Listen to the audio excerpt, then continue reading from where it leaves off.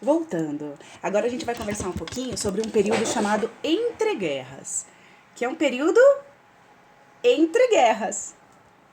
Ai, como é bom não poder ser humilhada ao vivo pelos seus alunos. Bom, entre guerras, né? Entre as guerras. Que guerras? A Primeira Guerra Mundial e a Segunda Guerra Mundial. Então, a Primeira Guerra Mundial de 1914 a 1918 e a Segunda Guerra ela vai eclodir, ela vai começar em setembro de 1939.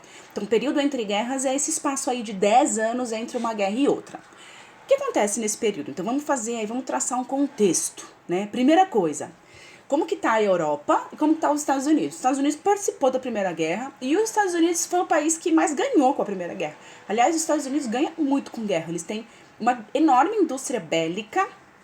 Por isso que existe um debate muito grande nos Estados Unidos sobre a questão do armamento, que as pessoas falam que é uma questão de liberdade ter armas, mas fato é que se os americanos não consumirem tantas armas, eles quebram a indústria deles. Então, independente de ser um direito ou não, independente desse debate do direito e da arma e da defesa, fato é que sem o consumo de armas que existe lá, uma boa parte da indústria deles quebra.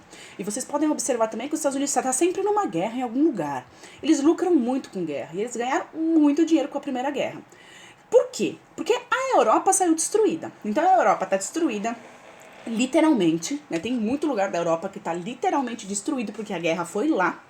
E também tem a questão econômica, né? Na Alemanha não teve guerra na Primeira Guerra, mas a Alemanha saiu, ela perdeu a guerra, ela perdeu dinheiro, ela teve que pagar indenização, tá tendo inflação, os caras estão desempregados, então assim, a Alemanha tá economicamente quebrada. Muitos jovens que foram para a Primeira Guerra ou morreram ou ficaram inválidos, né, que perderam pernas, perderam braços, ficaram loucos. Então, muita gente, né, na Europa sofreu com isso. Então, a Europa é um continente que tá assim, a galera tá completamente sem esperança, com vários problemas econômicos, com dificuldade de sobreviver. Então, para poder se reconstruir, a Europa precisa fazer empréstimos. Quem é o país que tem muito dinheiro que vai fazer que vai dar esse dinheiro? Que vai emprestar esse dinheiro. Porque empresto para você hoje uma quantidade enorme de dinheiro e você vai me pagar aos poucos com juros e eu vou receber no fim muito mais do que eu emprestei. Na verdade, tem gente que nunca paga o empréstimo. Você fica só pagando juros, porque o valor que você pegou é tão grande que você não consegue pagar. Então você paga os juros. Então assim, só que enquanto você não paga o valor, os juros nunca terminam. Então emprestar muito dinheiro para um país quebrado é maravilhoso. Você vai ganhar muito dinheiro deles, tipo, para sempre. Então os Estados Unidos estão emprestando dinheiro, está ganhando muito dinheiro. E como os Estados Unidos não quebrou com a guerra, eles estão fornecendo alimentos para a Europa, eles estão fornecendo produtos, né, da agricultura e da pecuária, eles estão fornecendo produtos industrializados. Então, os Estados Unidos vai ver um período de crescimento do fim da Primeira Guerra até 1929. Já te falo o que acontece em 1929. Então, eu trouxe uma propaganda que é tipo o ícone da época, que é essa propaganda do estilo de vida americano. Vocês já devem ter ouvido isso, porque o sonho do brasileiro médio é ir para os Estados Unidos para comprar um iPhone e tomar o café da Starbucks, né? Tipo como se estivesse num filme. O que é o estilo de vida americano? Olha só aqui, essa propaganda é muito clara. Você tem um casal super feliz com 2 filhos e um cachorrinho, até o cachorrinho é branco. Ai, eu tô com a mão acho que no microfone. Aí fica sem som, eu não sei porquê. Desculpa. Então aí você vê um casal, uma família tradicional, um homem, uma mulher, todo mundo é branco, o cachorrinho é branco, com um carro novinho. Então o que é o estilo? Aí tá escrito lá, there's no way like the American way. Não há jeito melhor do que o jeito americano. Não há estilo melhor que o estilo americano. E qual que é o estilo americano? É o consumo. Então olha essa propaganda aqui. Isso é uma propaganda americana da época, né? Olha essa, meu Deus, olha essa geladeira, gente. A geladeira lotada, família tradicional, marido, mulher, 4 filhos. 4 ou 5? Tem outra criança aqui? Não, é só sacolas de comida. Então, olha o consumo, olha a alegria dessa família. Olha essa outra propaganda. Aliás, meninas, fiquem muito felizes com essa propaganda, ó. TV... Happiness shared by all the family. TV, felicidade compartilhada por toda a família. Então, você tá vendo toda a família, vendo televisão, o pai, os filhos. Olha a mãe. a mãe servindo. Aliás, quando a gente for estudar a Guerra Fria, a gente vai estudar as propagandas americanas e soviéticas, e aí a gente vai ver a diferença do papel da mulher nas propagandas soviéticas e americanas. E aí você, menina, enquanto mulher, você vai me dizer em que país parece pra você que tem mais ou menos liberdade, ok? Me lembrem disso lá na frente. Muito bem, então qual que é o estilo de vida americano? O que é o estilo de vida americano? É o padrão de vida em que a razão do viver é você consumir. Né? O consumo, você realizando os seus desejos de consumo, você se realiza enquanto ser humano. Então, o que você é não importa, o que importa é o que você tem. Porque o que você tem te traz conforto, facilita a sua vida, te dá status, porque consumir determinados produtos mostra que você pertence a uma classe superior às outras, e aí você pode se sentir superior aos outros. Isso eu não consigo explicar. Por que o ser humano gosta tanto e investe tanto em se sentir melhor que os outros? Que tipo de satisfação é essa? Desculpa, estava escuro. Perdão. Outra coisa é que esse estilo de vida baseado no consumo desenvolve muito nos Estados Unidos, porque eles estão produzindo e as pessoas comprando. Só que isso não é só nos Estados Unidos, porque os Estados Unidos estão produzindo muita coisa e vendendo para a Europa, porque a Europa está quebrada. Só que a Europa vai começar a se recuperar ao longo do tempo. Bom, outra coisa que eu queria salientar é que o consumo pode ser de duas coisas. Você tem consumo de bens materiais, que é você comprar um computador, um carro, um celular. E você também pode consumir cultura. E aí, os Estados Unidos é perito em ser imperialista. Quando você vai no cinema, quando você ouve música, é tudo gringo. É claro que a gente tem, né, música nacional. Música é um pouco, a gente tem bastante nacional. Mas pense em cinema. Quando que você vai no cinema, você vai assistir filme de onde? Você vai assistir filme israelense? Você vai assistir um filme iraniano? Um filme francês? Até mesmo um filme brasileiro, você vai assistir? Ou você vai assistir filme produzido onde, feito aonde? Então imagina o quanto os Estados Unidos ganham de dinheiro no mundo inteiro. Sendo que o mundo inteiro, e a gente é muito ligado à cultura deles. A gente consome muito a cultura deles. Então a gente tem como padrão de bom, de certo, a cultura deles. Então você vai assistir um filme, às vezes você vai assistir um filme europeu, e é um problema sempre pra mim, eu recomendo filmes pros meus alunos. Aí os caras vão assistir um filme europeu, vai falar que o filme é chato, que o filme é lento. Não é que o filme é chato, que o filme é lento, é que o filme é diferente. Não é o padrão americano, que a tela brilha, tudo é lindo, a trilha sonora faz você sentir uma alegria, né? É outro estilo de cinema. E a gente nasce, cresce e morre nesse país assistindo e consumindo cultura americana. A gente consome o padrão de beleza americano. Hoje em dia, a gente tem desafios ao padrão de beleza. Quando eu tinha a tua idade, muito tempo atrás, capa de revista era uma mulher alta, branca, loira, de olho azul, com uma cintura fina, uns peitão. Gente, ninguém no Brasil é assim. Mas era o ideal de beleza. Então a gente consome aquilo que eles têm. E aí eles lucram com isso. Só que a gente sofre, porque você nunca vai ser branca, loira, peituda, de olho azul, cintura fina, se você não nasce com essa genética. Então você vai sofrer a vida inteira, que você tem que alcançar um padrão de beleza que é impossível pra você. E outra, o consumo é uma armadilhazinha, porque assim, você tem um desejo, né? Você quer comprar um negócio. Quando você realiza esse desejo e você compra, um pouquinho, preenche aquela sua, né? O seu peito. Você enche aquele vazio. Só que isso não dura, né? Aquela sensação de preenchimento que o consumo te traz é muito volátil. Vai embora muito rápido. E aí você volta a sentir um vazio que você precisa consumir de novo. E aí, consumindo, você entra num ciclo que você precisa sempre estar consumindo para ser feliz. E você quer sempre mais. Então você quer ter um carro. Quando você compra um carro, você fica muito feliz. Depois de um tempo, você percebe que o seu carro, sei lá, cara, não tem trava automática, não tem vidro automático. Aí você quer instalar tudo aquilo, você quer instalar um rádio. Depois você vai querer um 4 portas. Depois você vai querer um sedã. Você vai querer um porta-mala maior. E conforme você vai atualizando o seu carro, trocando de carro e tendo umas coisas, quanto mais você tem, mais necessidade você cria queria, e tudo que você queria era ir do ponto A ao ponto B. Mas agora você quer ir do ponto A ao ponto B com bancos de couro, com ar-condicionado. Então, você consome, preenche o seu vazio, não dura, você precisa de mais, de mais. Então, você cria uma armadilha, porque você nunca tá feliz. A sua felicidade é efêmera, a sua felicidade não dura, porque você vai precisar consumir de novo para continuar sendo feliz. E se você não tem a grana para consumir, você vive infeliz. E você vive preso, né, naquele, ai meu Deus, para eu ser feliz eu preciso ter dinheiro para comprar tal coisa. E quando você tiver dinheiro para comprar tal coisa, você vai ficar feliz por alguns dias e depois você vai ficar vazio de novo. E você vai precisar comprar outra coisa. E se você falar pra mim que você não sente isso, você tá mentindo, que não tem um ser humano que não cresce no mundo que a gente cresce, que não é criado como a gente é criado, que não tem esses desejos. E para você começar a se libertar desse mundo de consumo, você precisa trabalhar muito na sua cabeça. Porque você aprendeu que o sentido da vida é isso. E você aprendeu que o sentido da vida é isso porque a gente foi, vamos dizer, influenciado pela cultura norte-americana que nós consumimos.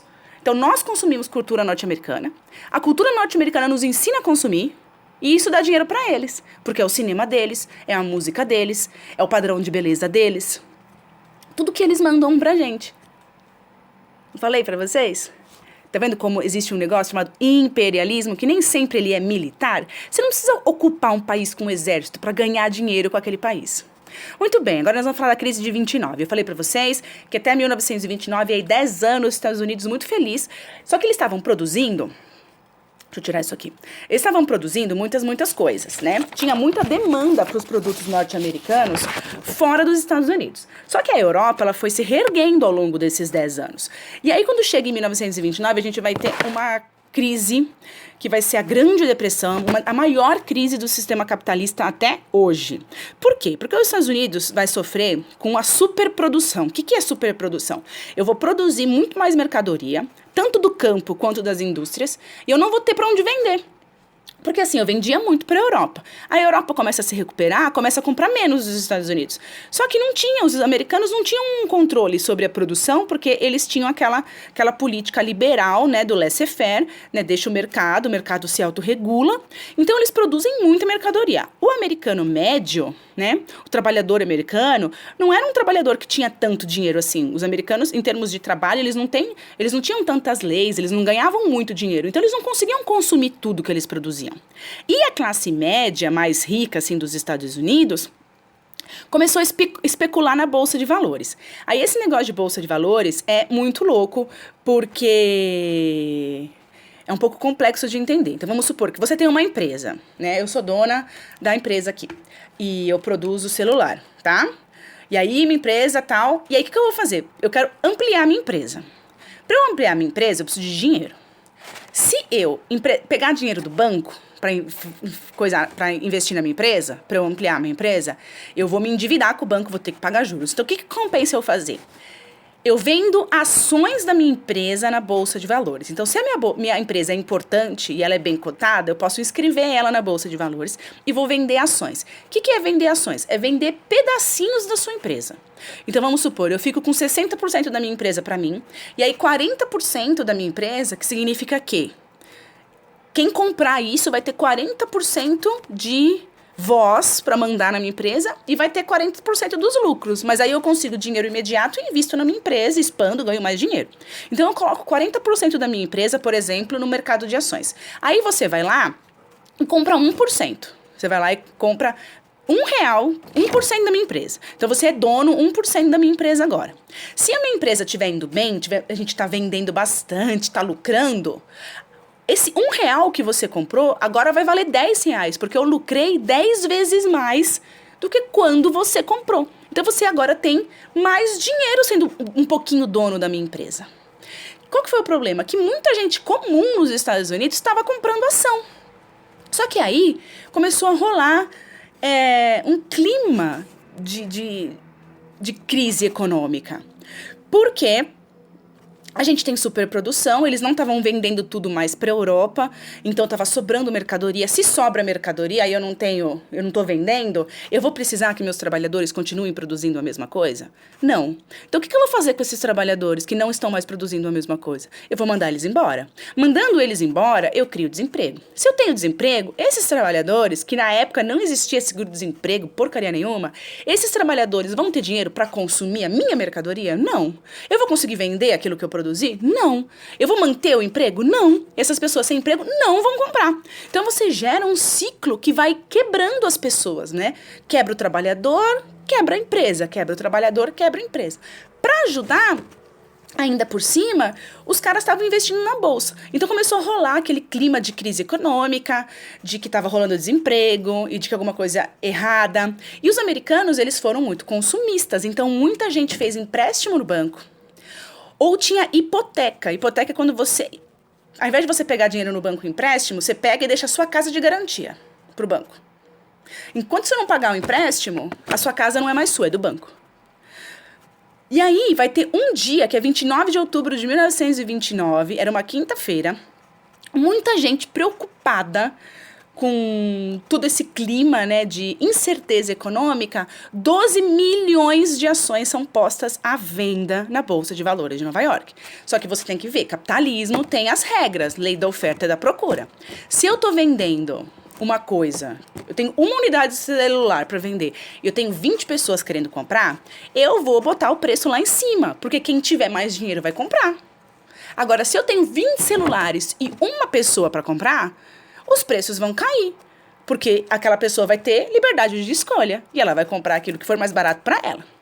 Então, se eu comprei uma ação na bolsa e a empresa lucrou, eu ganhei com isso. Agora que a empresa não está lucrando, ela está perdendo dinheiro, eu também tenho 1% da empresa, eu também vou perder dinheiro. Porque é do meu dinheiro que vai sair. Então, 12 milhões de ações são postas à venda no mesmo dia em Nova York. Isso gerou a quebra da bolsa. Porque para você vender e recuperar o seu dinheiro, você precisa que alguém compre. Só que tem 12 milhões à venda. Ninguém vai comprar. Quem é que vai comprar um monte de ação que está desvalorizada? E todo mundo... Meu, se tem tanta gente vendendo, é porque não está tão bom assim. Então, ninguém comprou. Então, a bolsa de valores de Nova York vai quebrar, que eles chamam aqui, ó, Wall Street Crash. Wall Street é o nome da rua onde fica a bolsa de valores e crash é da quebra. Então a bolsa de Nova York quebrou. Tipo, foi a falência. Então, inúmeras empresas faliram. Teve gente que perdeu tudo. Tinha gente que investia muito dinheiro na bolsa e perdeu absolutamente tudo. E aí você tem histórias assim de gente que tinha milhões no dia 28 de outubro e no dia 29 de outubro perdeu tudo. Tem histórias de suicídio, de pessoas que se mataram porque elas não sabiam o que fazer, porque elas perderam absolutamente todos os milhões. E o sentido da vida é ter dinheiro. E aparentemente elas perderam o sentido da vida delas.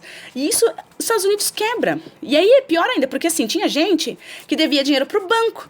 E aí o banco vai lá e toma a sua casa, porque você não pagou a sua hipoteca. E aí também tem gente que tinha colocado dinheiro assim no banco. Quando você põe dinheiro no banco, você faz uma poupança, você colocou dinheiro no banco. Você acha que o dinheiro fica lá dentro do banco dormindo, esperando você? Claro que não. O banco usa o seu dinheiro para investir. E aí o banco também, tem muitos bancos investiam na bolsa de valores, com o dinheiro das pessoas, que é isso que o banco faz, ele usa o seu dinheiro para ficar rico. Por isso que eu adoro o banco. Aí os caras usam o seu dinheiro, então muitos bancos compravam ações na bolsa de valores. Quando quebrou a bolsa, os bancos perderam tudo. Aí as pessoas iam no banco sacar o dinheiro e não tinha dinheiro, porque o banco tinha quebrado. Porque o banco usou o dinheiro dos outros para investir na bolsa, a bolsa quebrou, não tinha dinheiro. Os bancos foram à falência e todo mundo que tinha dinheiro naqueles bancos que faliram, perderam tudo. Então, os Estados Unidos vai entrar na pior recessão, na pior crise econômica do mundo, que vai ter reflexos no mundo inteiro, inclusive no Brasil. Porque pensa assim, os Estados Unidos é o maior, né, junto com a Europa, os maiores compradores de café do Brasil, que era o que a gente mais vendia. A gente dependia de vender café. Quando esses caras entram em crise, café, da hora café, a gente acha que é essencial porque a gente tem arroz e feijão. A partir do momento que você tá desempregado, sem ter o que comer, café é um item de luxo. Então, os Estados Unidos e a Europa vão diminuir drasticamente a importação de café brasileiro. E aí a gente vai passar também por essa crise, em 1929. Mas aí eu converso com isso, sobre a crise aqui no Brasil, a crise do café, a crise de 29, e na próxima aula que a gente vai falar desse assunto, que na próxima aula a gente vai falar sobre Brasil. Então, eu vou mostrar algumas fotos para vocês. Lembra? Isso aqui depois eu recomendo esse filme. Lembra aquela fotografia que a gente viu no começo, que eu mostrei, aquela propaganda? Essa foto é uma foto icônica da crise de 29. Essa foto aqui, na verdade, é de 1937. E aí você tá vendo lá, ó, aquela propaganda, né? Não tem jeito melhor que o jeito americano. Aí ali em cima tá escrito, né? É o padrão de vida mais alto do mundo. E aí você tem uma fila de pessoas na fila do pão, que era distribuído pela Cruz Vermelha. Muita gente passou pela crise de 29 com base em doações. Aqui também tem a fila da sopa, em que muita gente não tinha que comer, dependia de todo dia entrar na fila da sopa para comer a bendita da sopa. Essa foto também se tornou icônica na época. Esse fotógrafo ficou mega famoso, que ele tirou fotografia dessa família nos Estados Unidos, uma família extremamente pobre, uma família que perdeu absolutamente tudo. É isso aqui, gente, isso aqui é Estados Unidos. Isso aqui é década de 30 nos Estados Unidos. Se eu pergunto pra você, se eu mostrasse essa foto pra você e perguntasse de onde é essa foto, de que país do mundo é essa foto, você diria pra mim Estados Unidos em alguma circunstância? Fala sério. Como salvar a economia americana? A economia americana só vai ser salva quando, em 1932, esse cara aqui, o Franklin Roosevelt, ele é eleito. Ele é o primeiro cara que resolve, de fato, interferir na economia. Então, vamos salvar a economia mesmo. Então, o que ele vai fazer para salvar a economia? Primeiro, ele vai investir em obras públicas. Ele vai investir em drenagens de pântano, ele vai investir em construções, tipo reformas de portos, construções de rua. Por quê? Além dele gerar emprego, ele está fazendo um investimento no país, ele está melhorando as condições do país. Ele vai também criar regras para banco, então o banco não vai mais poder usar todo o dinheiro dos outros à vontade para especular na bolsa. Vai ter um limite de que as pessoas vão poder pegar emprestado, isso para evitar que se quebre loucamente como quebrou antes. Ele vai começar a controlar a produção, então vamos produzir tanto de tal produto por esse período, porque é o que a gente consegue vender, para evitar outra crise da superprodução. Ele vai fazer alguns direitos trabalhistas, por exemplo. Ele vai criar o seguro-desemprego dos Estados Unidos, que não existia. E ele vai criar a política do welfare state, que é o estado do bem-estar social. Porque quando você entra numa crise muito ferrada, você acaba criando na cabeça das pessoas assim, nossa, o liberalismo falhou, né? As ideias capitalistas falharam, não deu certo. E aí você começa a ter uma circulação de ideias de esquerda, de ideias socialistas, de ideias anarquistas. Isso não é legal. Então, esse cara ele foi muito esperto, porque garantindo ali atendimento médico, escola, melhorando a vida das pessoas um pouquinho, você afasta essa ameaça de que as pessoas comecem a achar que viver de outra maneira é a melhor maneira de se viver. Esse acordo, né, esse pacotão de medidas que ele criou para salvar a economia americana, chama-se New Deal, ok? Que é um novo negócio. Mas você sempre vai ver em inglês, New Deal. Mas os Estados Unidos só vai se recuperar 100% da sua crise em 1939, depois da Segunda Guerra, porque ele vai lucrar muito dinheiro de novo com a guerra. Essa época também, dos anos 30, também tem a ver com os filmes de gangster. Você pode procurar lá sobre... Esse aqui é o Al Capone, que foi um gangster super famoso. Porque também, além de... Os Estados Unidos era um país muito conservador. Então vai ter uma lei que vai proibir bebida alcoólica. E a gente sabe que proibir as pessoas de consumir uma droga não impede que as pessoas consumam essa droga.